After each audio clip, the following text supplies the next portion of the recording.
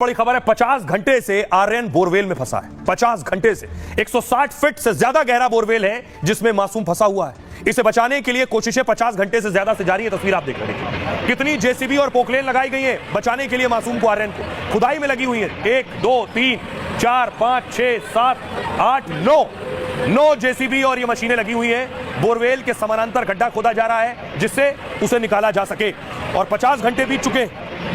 इसके अलावा देखिए रेस्क्यू में एनडीआरएफ की टीम लगी हुई है। एनडीआरएफ की टीम भी तब से लगी है, अब तक कामयाबी नहीं मिल पाई क्योंकि अब तक शुरू में जुगाड़ सिस्टम चल रहा था। स्थानीय प्रशासन उस जुगाड़ के जरिए निकालने की कोशिश कर रहा था।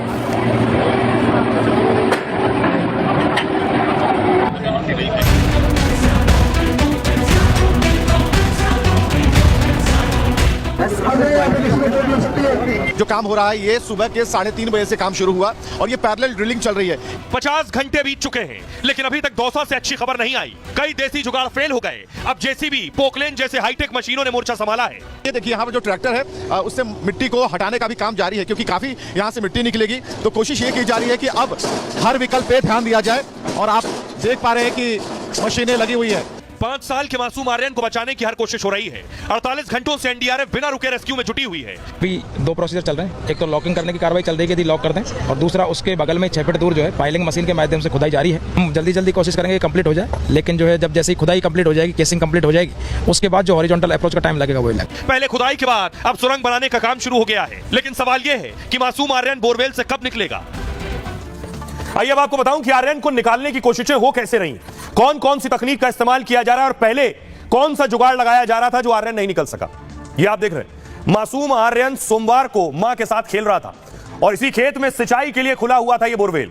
मां काम कर रही थी और मासूम खेल रहा था। तभी दोपहर 3 बजे मासूम बोरवेल में गिरा। हादसे के बाद मौके पर प्रशासन पहुंचा। बच्चे को निकालने की कोशिश फेल हुई। सोमवार शाम तक एनडीआरएफ को बुलाया गया। मंगलवार रात तक देसी जुगाड़ से रेस्क्यू किया जा रहा था। ये देसी जुगाड़ आप देख रहे हैं, इस तरह से डाला जा रहा था रस्सी और वायर, और बच्चे को ऐसे खींच के निकालने की कोशिश थी जो कामयाब नहीं हुए। 6 देसी जुगाड़ रेस्क्यू में फेल हो गए।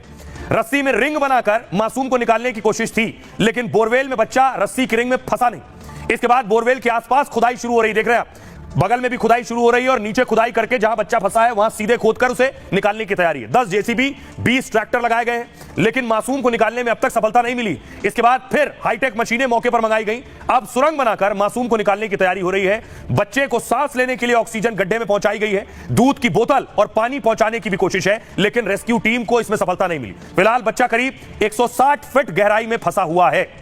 आइए आपको सुनवाता हूं, सुनिए जरा जो काम कर रहे हैं मौके पर टनल वर्कर वो क्या कह रहे हैं और डीएम क्या कह रहे हैं। सर 2009 में निकाल रहा है एक बच्ची, ये कभी 2-3 महीना पहले निकाली थी। सितंबर में कहाँ निकाली थी? शुरू में तो बांधी कोई में मोराड़ी गांव में। हाँ, गीली मिलेगी नीचे मिट्टी। कितनी देर में काट डालेंगे? सब ज्यादा नहीं तो 3 घंटा लगी जाओ। वह तो सब सर वहाँ तो 22.5 फुट की सुरंग थी, यहाँ 10 फुट की है। वहाँ तो 6.5 घंटा लगा था, यहाँ ज्यादा 3 घंटा 2 घंटा लगेगा। तो नीचे से बच्चे को गोद में लेके आप ही आएंगे? गोदी में लिया। मैंने पहले भी डिटेल में बताया था कि 2 प्रकार के हम पैरेलली ऑपरेशंस कर रहे थे, दोनों ही हमारे तब से निरंतर चालू हैं।